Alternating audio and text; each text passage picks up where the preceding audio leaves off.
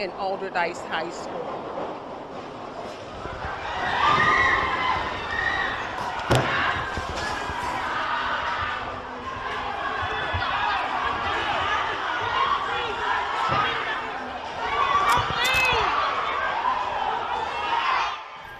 People running for their lives, panicking. This video from inside a church in Brighton Heights. A funeral was being live streamed when a barrage of bullets was fired right outside.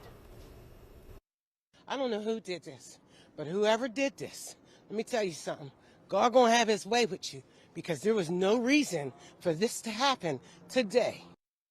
The shooting prompted a massive police response. Officers from all over raced to the Destiny of Faith Church on Brighton Avenue. This, of course, just the latest in a string of violent incidents in the city. In fact, that funeral was being held for a 20-year-old man who had been shot and killed in another mass shooting on the north side just 12 days ago. Police believe some type of neighborhood feud is fueling this violence. Police say 6 people were hurt in this shooting. 1 person was in critical condition at Allegheny General Hospital but has been upgraded to stable. 5 others are also in stable condition. 1 of them was taken to Children's Hospital. KDKA's Andy Sheehan has been speaking with investigators and has the latest now on the investigation. Andy. Brighton Heights, Pittsburgh. A quiet funeral service inside Destiny of Faith Church is just beginning. Mourners sit in pews, heads bowed in grief, as the family prepares to bury 20-year-old John Hornezes Jr., a young man killed just 13 days earlier in a brutal gas station shooting. But outside the church, danger is already circling. 2 teenagers, dressed in all black, move through the neighborhood. One has a gun hidden under his shirt. The other holds his weapon in plain sight. Surveillance cameras catch them walking the perimeter, looking, waiting. At 12:04 p.m., gunfire explodes just outside the church doors. Mourners scream. People fall. Some are hit. Some scramble for cover. Then more shots blast inside the building. 6 people are injured in the chaos, including a 66-year-old man and a juvenile who was just trying to escape. This wasn't a random shooting. This was a funeral ambush, targeted, planned, and devastating. It all began with the death of John Hornezes Jr.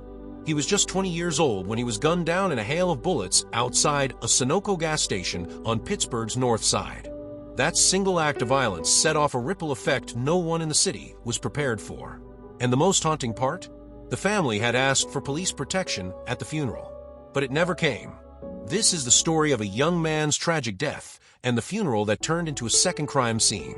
A story of loss, retaliation, and systemic failure, told exactly as it happened. Welcome to Crime Scene Exposed, where we document the most devastating true crime stories with the respect they deserve and the details that matter. If you believe these stories need to be seen and heard, subscribe and turn on notifications. And tell us in the comments, should more be done to protect grieving families in cases like this?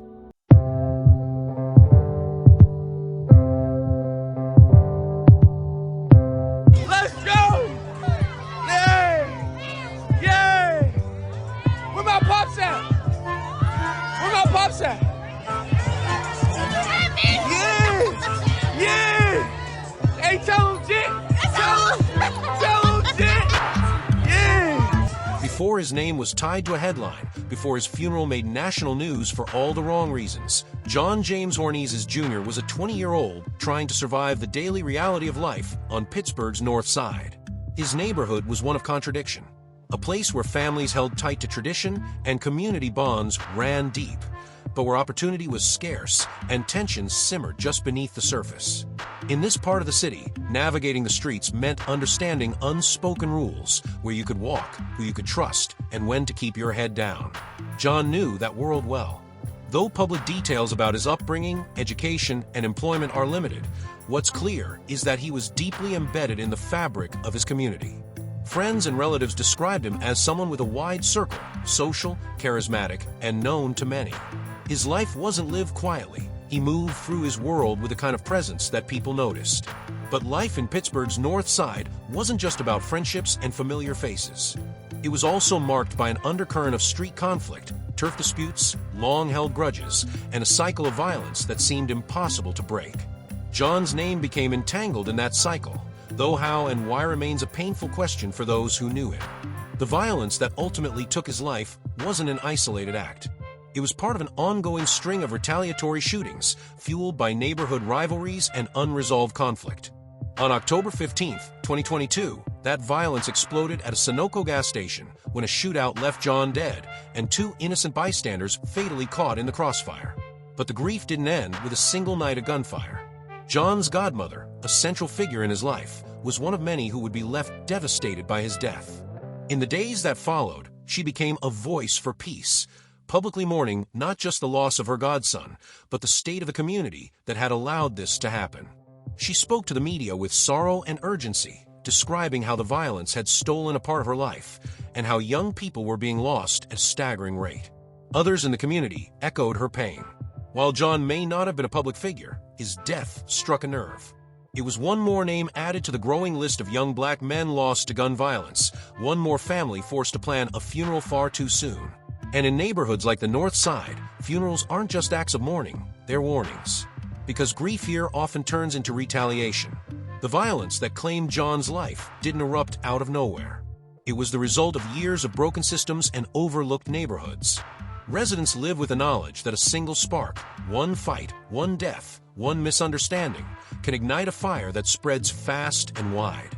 That's the reality John Hornezes Jr. came up in. He was a young man shaped by his environment, caught in a dangerous loop that too many others in his community also face. And when he was killed on that October night, it didn't just take one life, it shook an entire neighborhood already on edge. His story is not just a crime statistic.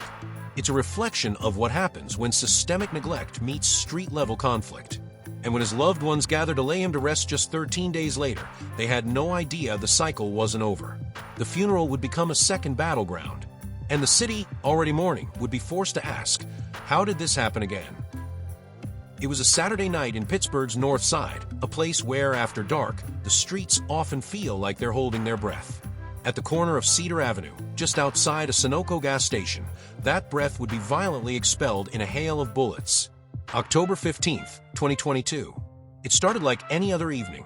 People were out, some pumping gas, some walking nearby, others waiting at the bus stop. John James Hornezes Jr. was there too. What happened next would send shockwaves through the city. Dozens of gunshots rang out. Witnesses reported a sudden burst of chaos, flashes of muzzle fire, screams, the sound of cars speeding away. It was over in seconds, but the damage was staggering. When the shooting stopped, 3 people lay on the ground. John Hornezes Jr., just 20 years old, had been fatally struck. But he wasn't the only one. 2 innocent bystanders, Betty Jean Averett and Jacqueline Mahalik, were also hit and killed, caught in the middle of a shootout they had nothing to do with. Both women had simply been waiting at a bus stop nearby, unaware that the corner they stood on had become part of something far more dangerous. Surveillance footage later reviewed by authorities showed the scale of what had unfolded. Multiple shooters, dozens of rounds. What police would later describe as a violent eruption in an ongoing series of group-related retaliations. This wasn't a robbery. It wasn't random. Law enforcement quickly labeled it a targeted shooting, one that was part of a larger pattern of turf-based conflicts and personal vendettas. Though details about affiliations remain sealed or unclear to the public, what investigators did confirm is that the killing of John Hornezes appeared tied to previous incidents, with tensions already running high between rival groups in the area. In the days before John's death, there had been other shootings.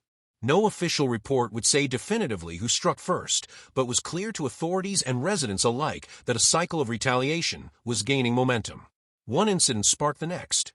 One name on a hospital list led to another name on a gravestone. And this time, it wasn't just the person being targeted who paid the price. The deaths of Betty and Jacqueline, both unrelated to any of the conflicts, served as a grim reminder. When gun violence escalates, no one is truly safe. They were collateral damage in a war that played out in seconds but had been brewing for years. As word of the shooting spread, so did fear. Cedar Avenue, a public place frequented by locals, had become a killing field. Families, especially those with teenagers and young adults, began asking whether anywhere was safe anymore. Community leaders voiced frustration. Why had nothing changed? Why had it come to this again? But amid the grief, another emotion was rising. Anger. Because anyone familiar with Pittsburgh's North Side knew the cycle wouldn't end with John. In neighborhoods like this, funerals don't bring closure. They often spark more violence. It's a tragic formula that's played out far too many times. A killing triggers mourning, which leads to another act of revenge, and the pattern continues. What happened at that gas station wasn't just a murder scene. It was a spark. And though the public didn't yet know it, that spark was already lighting the fuse for what would come next, at John's own funeral. A place meant for peace, about to become a battleground. 13 days had passed since John James Hornezes Jr. was gunned down outside a gas station in Pittsburgh's North Side. Now, on a quiet Friday afternoon, his family and friends gathered to lay him to rest. The setting was the Destiny of Faith Church in Brighton Heights, a sacred space meant for closure, prayer, and goodbyes. But on October 28, 2022, the violence that took John's life didn't end at the cemetery gates. It followed him straight to the sanctuary. Surveillance footage captured the quiet moments before the ambush. Outside the church, two young men dressed in all black were seen pacing around the property. They weren't there to mourn. They were circling, watching. One of them was Sean Davis, 19 years old. The other, a 16-year-old boy named Hezekiah Nixon. As the camera rolled, Davis could be seen tucking a gun under his shirt, while Nixon walked openly with a weapon in his hand. No attempt to hide. No hesitation. They scoped out the environment, moving with unsettling calm. A funeral was in session inside, mourners dressed in black, voices lowered in grief. Loved ones holding tissues, whispering prayers. Children sitting beside their grandparents. A mother clutching her son's obituary. Unaware that outside, someone was preparing to turn their goodbye into another tragedy. Then, shots. Sudden, loud, relentless. ShotSpotter technology picked up at least 20 rounds fired in rapid succession. People standing outside the church were the first targets. Bodies dropped instantly. A 66-year-old man was struck. A 57-year-old woman went down. So did 27-year-old man and two others in their 20s. A juvenile was also injured, not by a bullet, but in the frantic attempt to escape the chaos. Inside the church, the sound of gunfire shattered the stillness. Screams erupted. Glass shattered. Mourners ducked under pews. Others scrambled to find their children. In seconds, what was meant to be a sacred farewell turned into a war zone. And then, gunshots blasted through the church itself. Yes, they fired into the church. Bullets flew through the glass doors, some ricocheting off walls. People screamed, fell, and ran. The funeral program scattered across the floor, stained with blood and debris. The casket, John's casket, stood in the front of the sanctuary, unmoved. But the people who came to honor him were now fleeing for their lives. Within minutes, police and emergency services flooded the scene. Victims were rushed to nearby hospitals. The wounded included a 66-year-old man, a 57-year-old woman, a 27-year-old man, a 24-year-old man, a 20-year-old man, and a juvenile who was hurt in the panic. Initial reports confirmed that one victim was in critical condition but later stabilized. The others faced various injuries, some requiring surgery, others still grappling with the psychological toll. No one had died this time, but the trauma was unmistakable. People who came to grieve were left bleeding in the pews. Survivors described hearing children cry, others scream. Some ran barefoot into the street. Elderly guests had to be carried to safety. One witness later said it was like being at a funeral for a funeral.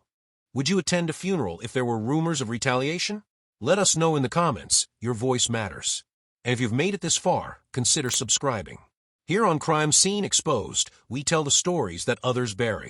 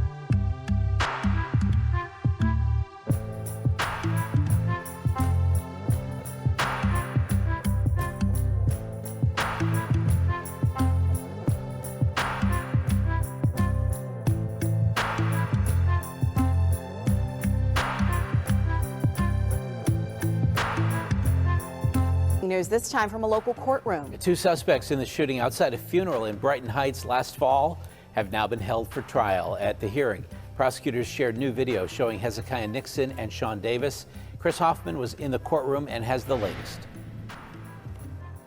Ken, it was a 4-hour preliminary hearing, and these two, Nixon and Davis, will have a formal arraignment sometime in March. Now, in the courtroom today, there was new video shared by the prosecution that they claim puts both Nixon and Davis at the scene doing the shooting outside that funeral back in October. In this video that was played in court, the prosecution alleges that Nixon and Davis cased the church about 20 to 30 minutes before the alleged shooting. The cameras are from a nearby restaurant and outside the Destiny of Faith Church. According to the district attorney's office, 23 shots were fired that day outside the funeral. They say one victim was hit 13 times. Officers testified the two took off in a car near the shooting. They traced that car back to an address in McKees Rocks. During their testimony, the officer said they saw the two people come out of the house in McKees Rocks. Now, before stopping the suspects on the McKees Rocks bridge, the defense argues you cannot tell who these suspects are that did the shooting. You cannot tell if it's Nixon or Davis. They say they have their faces covered. They're all dressed in all black, and then you cannot really make out any identifiable features from the alleged shooters. Casey White was defending Nixon in court today. The surveillance video from prior to the shooting, you can see 2 individuals dressed in all black. You can't identify them. Law enforcement was unable to identify the 2 shooters. When the video then moves to in front of the church, clearly you can't see who these 2 individuals are. It's a lot for him to unpack. I mean, he's sitting in the Allegheny County Jail awaiting trial.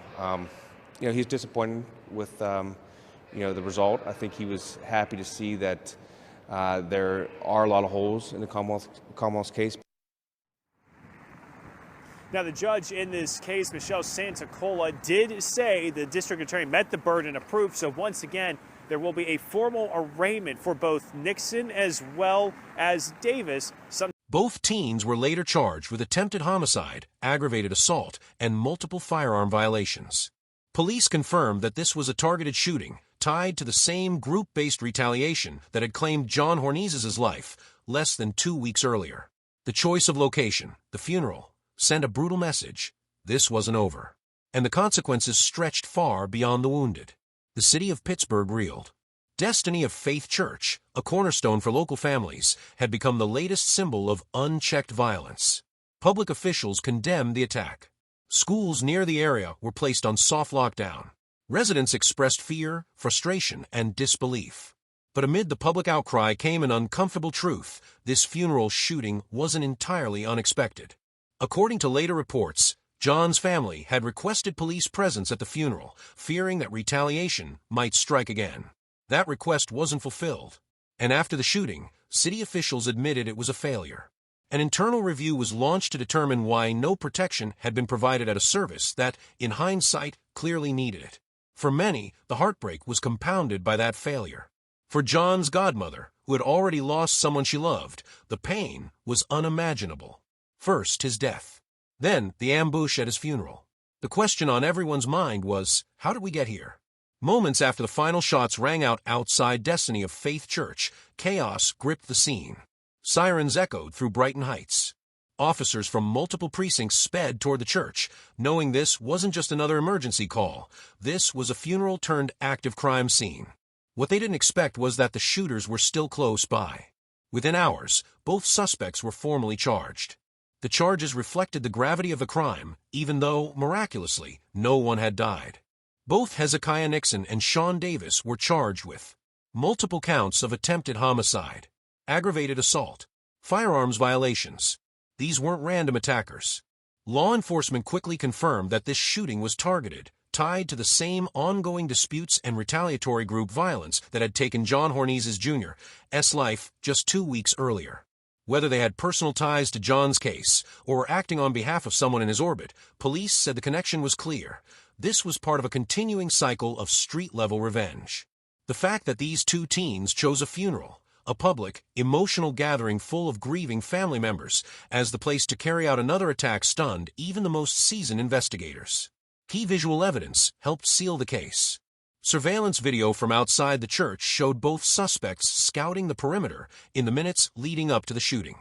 One gun clearly visible, the other hidden under clothing, but both unmistakably armed and moving with purpose. With Davis and Nixon in custody, the city took its next step toward justice. But for many, the arrests were bittersweet. They were teenagers. They came to a funeral to shoot, and they almost killed again. Their names are now forever tied to a tragedy that was supposed to be a moment of peace. And for Pittsburgh, it raised an even more haunting question. How many more young men have to fall on either side of the gun for the cycle to stop? What should have been a moment of mourning became yet another scene of trauma. 2 shootings, 2 weeks apart, same victim, same grieving community. And for families already broken by loss, the October 28th funeral attack didn't just reopen wounds. It confirmed a devastating truth. The violence was far from over. The news hit hard across Pittsburgh. 6 injured during a funeral, an act so brazen, it shocked even those familiar with the ongoing tensions in the city's North Side neighborhoods. The victims, ranging from a 66-year-old man to a juvenile, had come to honor John Hornezes Jr., not expecting to leave in ambulances or in fear for their lives. Immediately, the ripple effects began. Schools near Brighton Heights were placed on heightened alert, with additional safety protocols and community patrols activated. Parents were rattled. Students spoke of fear. Some didn't want to return to class the next day. Community leaders, still trying to make sense of John's original shooting just 2 weeks earlier, now found themselves planning vigils and press conferences, not just for the dead, but for the living who narrowly survived. Then, another disturbing truth came to light. It was revealed that a request had been made for police security at John's funeral service, a request made out of real fear that violence could break out. But the presence never materialized. City officials would later admit what many families already knew. No law enforcement was stationed at the church during the funeral. It wasn't a misunderstanding. It wasn't scheduling error. As Mayor Ed Gainey stated publicly in the days that followed, it was a massive failure. There's no other way to put it. The admission only deepened the outrage. Community members wanted answers. How could a high-risk funeral, connected to an unresolved homicide in a neighborhood already marred by retaliation, be allowed to proceed without even a single officer present? For many, the silence from authorities before the shooting felt just as painful as the sound of gunfire that followed. Calls for accountability grew louder. Community advocates, religious leaders, and the families of victims began organizing.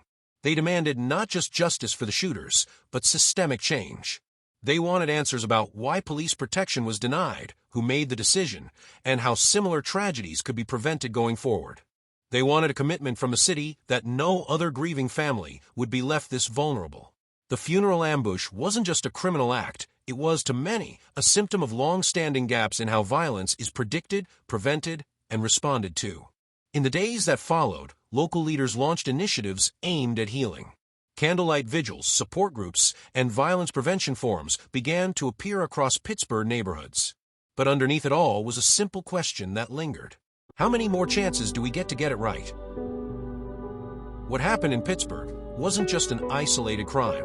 It was the latest link in a chain reaction of street violence, a cycle that's tightening its grip on neighborhoods across the country. The shooting that took John Hornezes Jr. life was already devastating, but the violence didn't stop there. It followed his body to the church, to the place where his loved ones gathered to mourn, and opened fire again. This is how retaliation works. One act of violence begets another. Wounds never have time to heal before new ones are opened. And the targets keep expanding, from specific individuals to entire families, entire communities. And the perpetrators? They're getting younger, bolder. 2 teens, just 16 and 19 years old, carried out a midday ambush at a crowded funeral. One even tucked a gun under his shirt on church grounds, as if he had nothing to fear. It speaks to the scale of the problem, a generation growing up faster, angrier, and more desensitized to the consequences of violence. But these outcomes aren't inevitable. Prevention is possible, but only if the urgency finally matches the threat. That means focused intervention, programs that identify individuals most at risk for pulling a trigger or becoming a target, and give them a real alternative. It means investing in trusted community outreach, not just police patrols, but credible messengers from the neighborhoods themselves who know the streets and can mediate tension before it explodes. It means survivor support for the wounded who are often left to recover alone, and for families like John's who carry trauma long after the news cycle moves on. And it means accountability within law enforcement, not just in chasing suspects after tragedy, but in showing up when the community calls for protection. The request for police presence at John's funeral was made. It was ignored. In the end, this wasn't just a failure of safety. It was a failure of urgency. As the city buried John Hornezes Jr., his godmother stood beside his casket inside Destiny of Faith Church, a sacred space that moments later would become a crime scene. Glass shattered, mourners ducked, blood spilled where prayers had just been said. And in that instant, grief turned to terror, love turned to panic, and a family already in mourning was forced to survive a second trauma. John's godmother had asked for protection that day. She didn't get it. She asked for peace. She got bullets. And yet, she showed up. She spoke out. Because if the system won't change itself, it's the families left behind who will demand that it does. This isn't just John's story, it's Pittsburgh's. It's America's. And if we don't break this cycle, it will keep repeating at gas stations, churches, schools, and homes. If you've watched this far, thank you. Please like, comment, and subscribe to Crime Scene Exposed. What do you think should change to stop this kind of violence? Your voice matters. Because until something shifts, no place is truly safe.